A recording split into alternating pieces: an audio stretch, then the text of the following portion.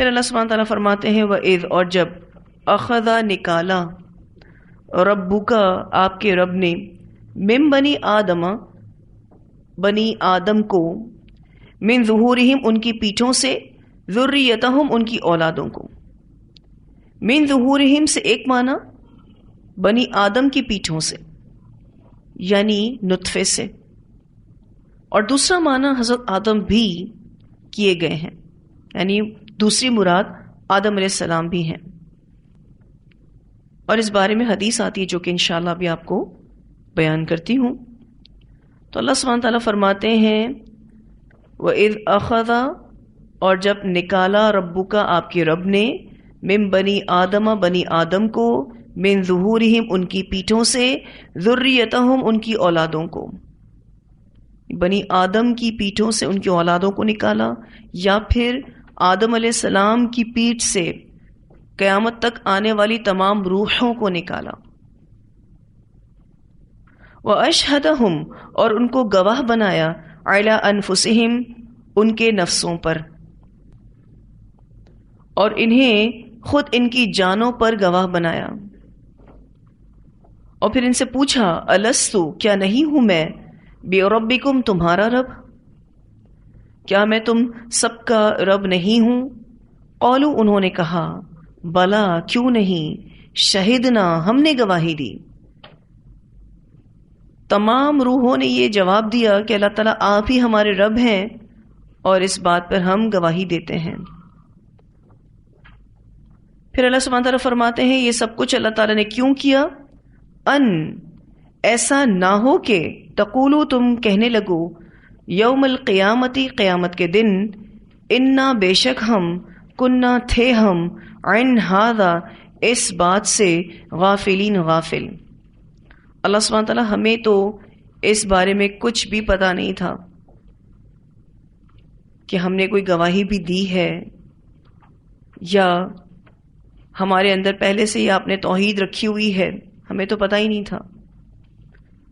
تو اللہ سبحانہ تعالیٰ نے یہ سب کچھ اس لیے کیا تاکہ کل قیامت کے دن کوئی یہ نہ کہہ سکے، کیا نہ کہہ سکے، انا کننا عن ھذا غافلین.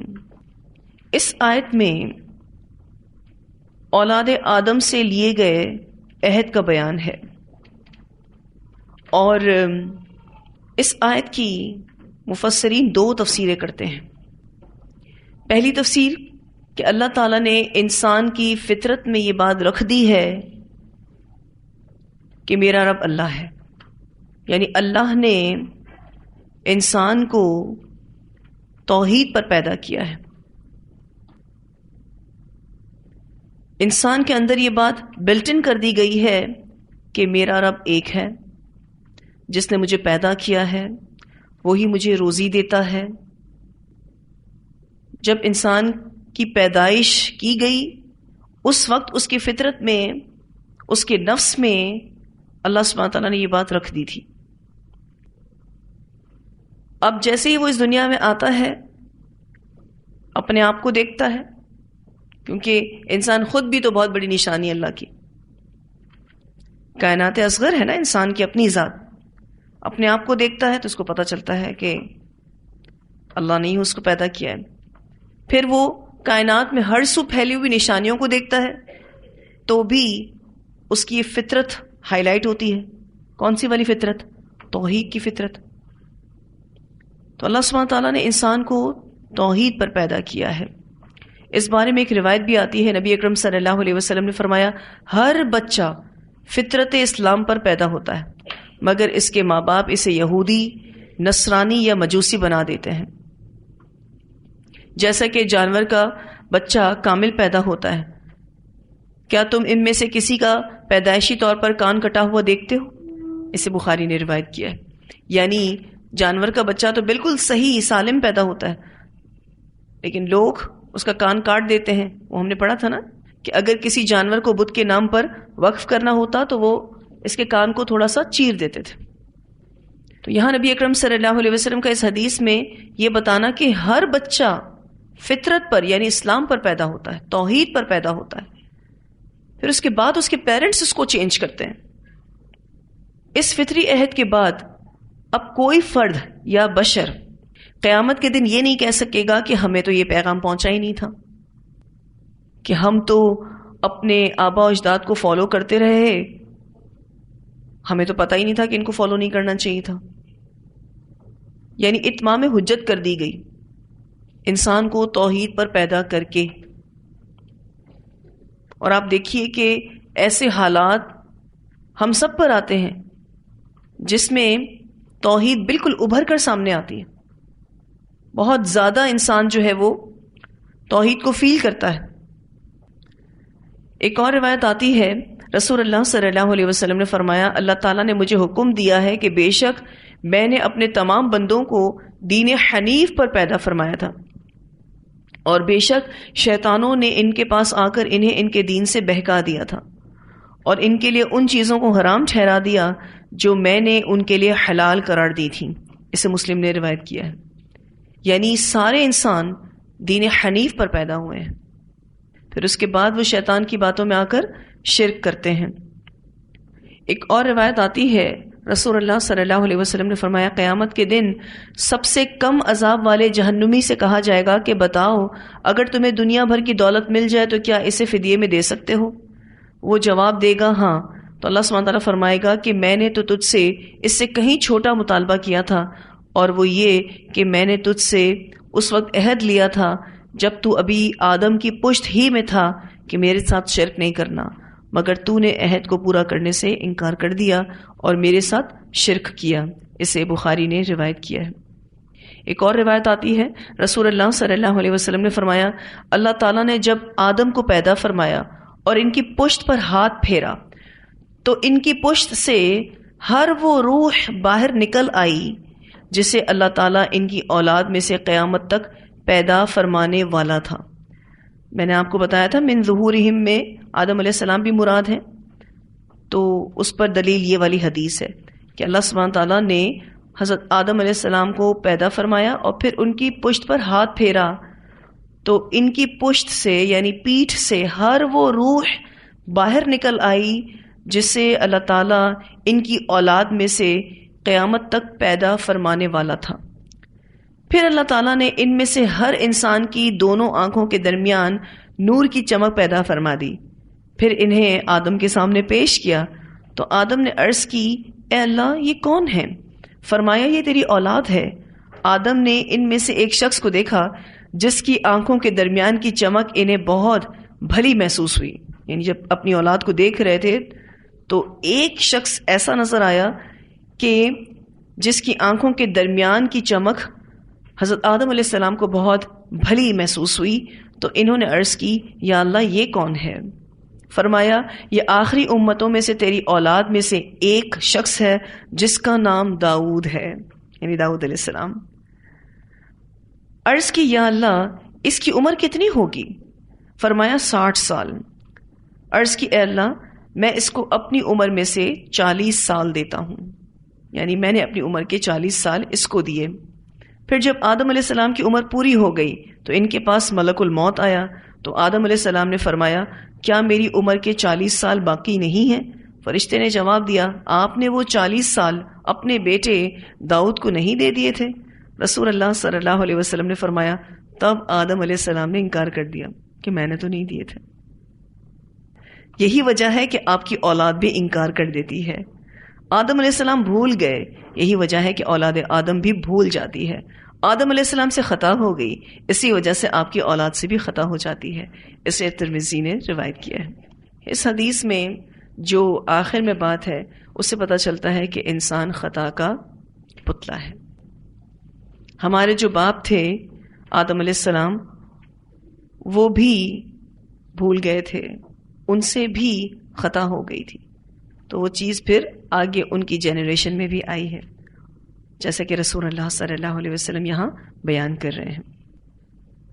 خیر، اس حدیث میں کیا بتایا گیا کہ اللہ سبحانہ تعالیٰ نے انسانوں کو توحید پر پیدا کیا ہے، باقاعدہ ایک نور عطا کیا ہے جس کے ذریعے وہ اللہ کی پہچان رکھتا ہے، اور کوئی شخص بھی اس فطرت پر پیدا ہونے کے بعد اس سے انکار نہیں کر سکتا.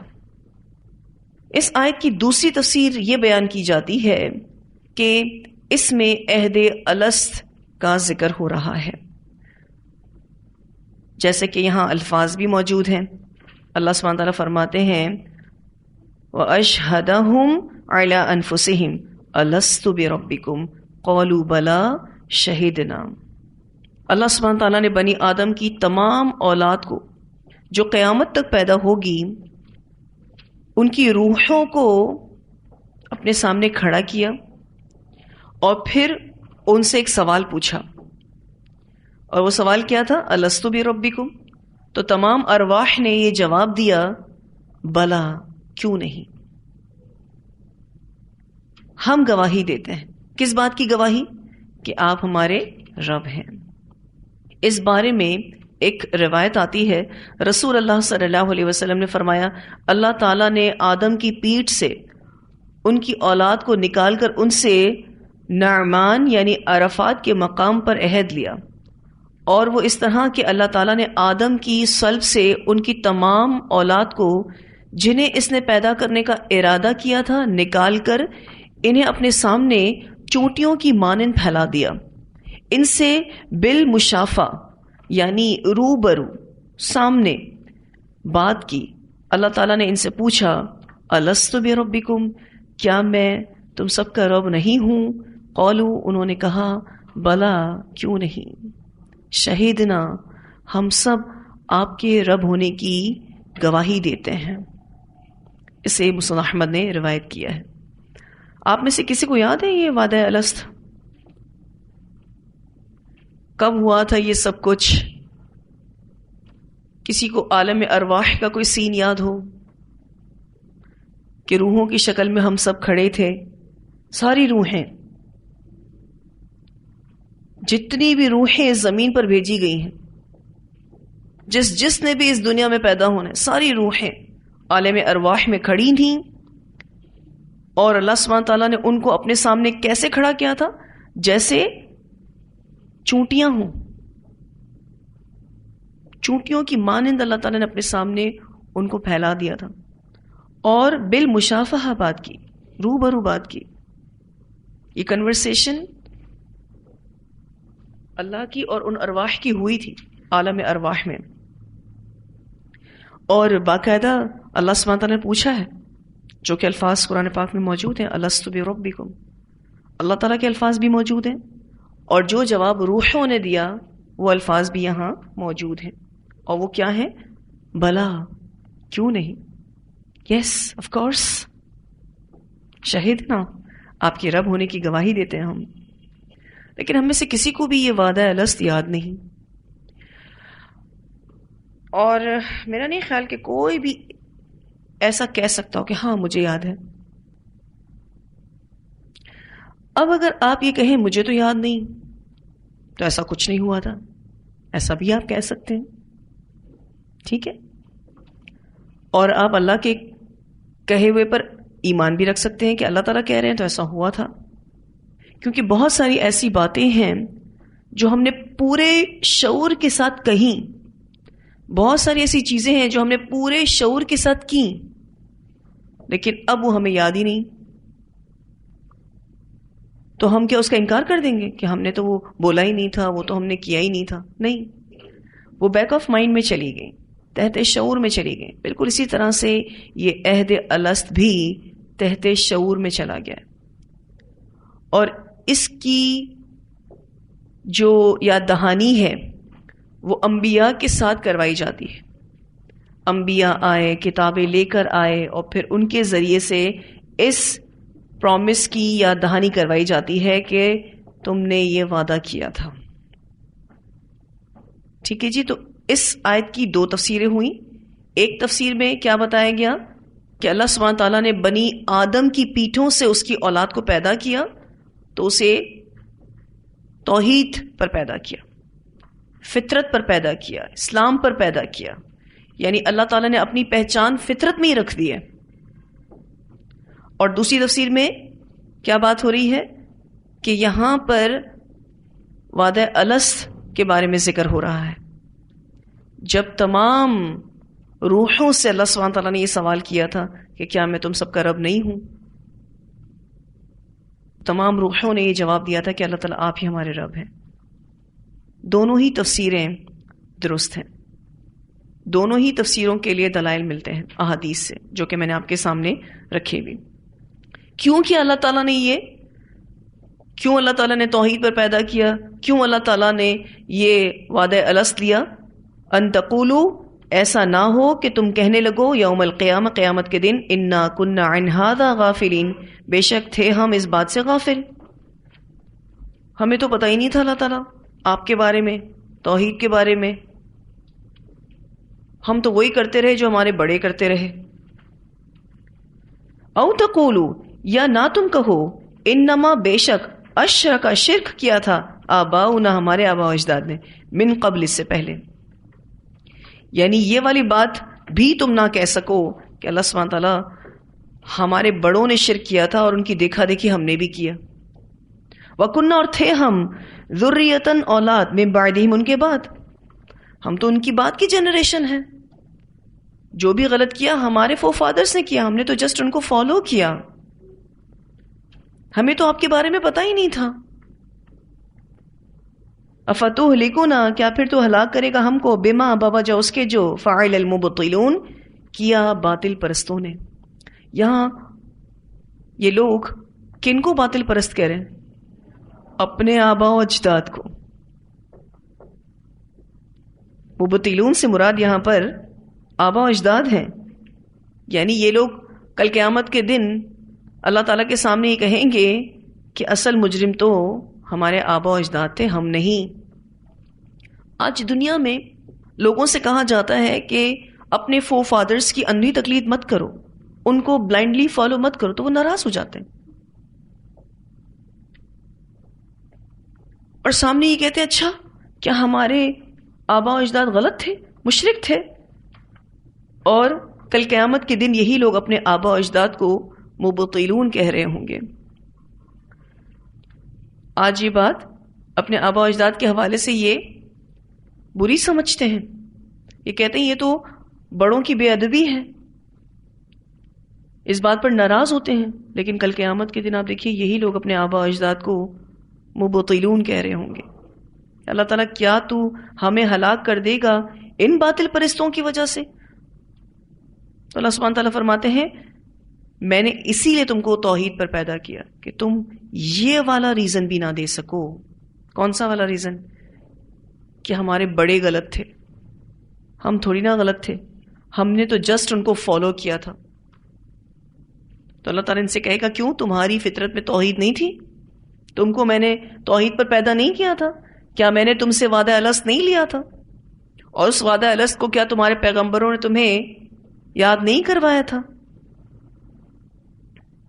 وَكَذَلِكَ، اور اسی طرح، نُفَصِّلُ الْآيَاتِ، ہم واضح طور پر پیش کرتے ہیں آیات، وَلَعِلَّهُمْ، اور شاید کہ وہ، يَرْجِعُونَ، پلٹ آئیں. اللہ سبحانہ تعالیٰ فرماتے ہیں ہم اسی طرح سے اپنی آیات کو اتنا کلیئرلی ڈیفائن کرتے ہیں تاکہ لوگ پلٹیں، تاکہ لوگ شرک سے توحید کی طرف پلٹیں، آباء و اجداد کی اندھی تقلید سے پلٹیں اور پیغمبر کی تعلیم کی طرف آئیں. اب آپ دیکھیے کہ لوگوں نے کیا کیا عذر پیش کرنا ہے، اللہ سبحانہ تعالیٰ نے یہ بھی بتا دیا. کیا کیا عذر پیش کرنے والے تھے کہ اللہ تعالیٰ ہمیں تو اس بارے میں کچھ پتہ ہی نہیں تھا. کس بارے میں؟ توحید کے بارے میں، آپ کے بارے میں. اور دوسرا عذر کہ ہم تو اپنے بڑوں کو فالو کر رہے تھے. اللہ تعالیٰ نے یہ وعدہ الست لے کے انسان کو توحید پر پیدا کر کے اس پر حجت کو تمام کر دیا، اس کے جتنے بھی عذر بہانے ہیں اس کو ختم کر دیا. تو یہ سب کچھ اللہ تعالیٰ نے اتمام حجت کے لیے کیا. کتنا اللہ تعالیٰ کا شکر اور احسان ہے، الحمدللہ. آج اگر کسی کے پاس کوئی نبی نہیں بھی پہنچا تو اس شخص کے اندر اللہ تعالیٰ نے اپنی پہچان رکھ دی، وہ بھی اللہ کو پہچانتا ہے. جب بھی کسی مصیبت میں انسان پھنستا ہے، پلٹتا ہے نا توحید پر، کیسے پلٹتا ہے، کیسے اس کو رج کے اللہ یاد آتا ہے، ویسے اس کو یاد نہیں آ رہا ہوتا. تو اتنی آیات کی تلاوت سنتے ہیں. فخلف من بعدهم خلف ورثوا الكتاب يأخذون عرض هذا الأدنى ويقولون سيغفر لنا وإن يأتهم عرض مثله يأخذوه ألم يؤخذ عليهم ميثاق الكتاب ألا يقولوا على الله إلا الحق ودرسوا ما فيه والدار الآخرة خير للذين يتقون أفلا تعقلون والذين يمسكون بالكتاب وأقاموا الصلاة إنا لا نضيع أجر المصلحين وإذ نتقنا الجبل فوقهم كأنه ظلة وظنوا أنه واقع بهم خذوا ما آتيناكم بقوة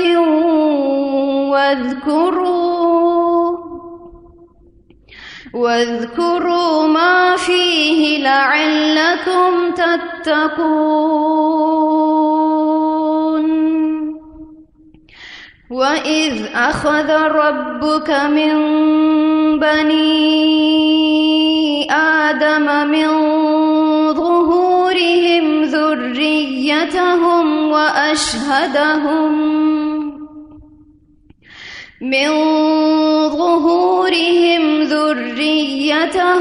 وأشهدهم على أنفسهم ألست بربكم قالوا بلى شهدنا أن تقولوا يوم القيامة إنا كنا عن هذا غافلين أو تقولوا إنما أشرك آباؤنا من قبل وكنا ذرية من بعدهم أفتهلكنا بما فعل المبطلون وكذلك نفصل الآيات ولعلهم يرجعون. یہ جو یہاں بات ہوئی اللہ سبحانہ تعالیٰ فرماتے ہیں وَأَشْهَدَهُمْ عَلَىٰ أَنفُسِهِمْ، اور ان کو گواہ بنایا ان کے نفسوں پر، یعنی ان کے خلاف نفسوں پر. گواہی یا شہادت دو طرح کی ہوتی ہے، قولی شہادت بھی ہوتی ہے اور حالی شہادت بھی ہوتی ہے. اور ہم نے جو اس آیت کی دو تفسیریں پڑھی جس میں شہادت قولی سے کیا مراد ہے؟ عہد الست، اور شہادت حالی سے کیا مراد ہے کہ اللہ نے انسان کی فطرت میں توحید کو رکھ دیا ہے. تو اللہ سبحانہ تعالیٰ فرماتے ہیں وَأَشْهَدَهُمْ عَلَىٰ أَنفُسِهِمْ أَلَسْتُ بِرَبِّكُمْ قَالُوا بَلَىٰ شَهِدْنَا. اللہ سبحانہ تعالیٰ نے اتمام حجت کر دی ہے. ایک اور تلاوت سنتے ہیں ان آیات کی.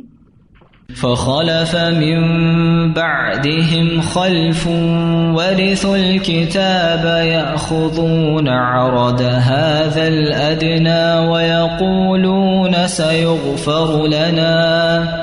وإن يأتهم عرض مثله يأخذوه ألم يؤخذ عليهم ميثاق الكتاب ألا يقولوا على الله إلا الحق ودرسوا ما فيه والدار الآخرة خير للذين يتقون أفلا تعقلون والذين يمسكون بالكتاب وأقاموا الصلاة إنا لا نضيع أجر المصلحين وإذ نتقنا الجبل فوقهم كأنه ظلة وظنوا أنه واقع بهم خذوا ما آتيناكم بقوة واذكروا ما فيه لعلكم تتقون وإذ أخذ ربك من بني آدم من ظهورهم ذريتهم وأشهدهم على أنفسهم ألست بربكم قالوا بلى شهدنا أن تقولوا يوم القيامة إنا كنا عن هذا غافلين أو تقولوا إنما أشرك آباؤنا من قبل وكنا ذرية من بعدهم أفتهلكنا بما فعل المبطلون وكذلك نفصل الآيات ولعلهم يرجعون. آج ہم تفسیر کو بس اتنا ہی رکھیں گے. انشاءاللہ اس لیسن کو اگلی کلاس میں مکمل کریں گے. وآخر دعوانا الحمدللہ رب العالمین. سبحانک اللہم وبحمدک نشہد ان لا الہ الا انت نستغفرک ونتوب الیک.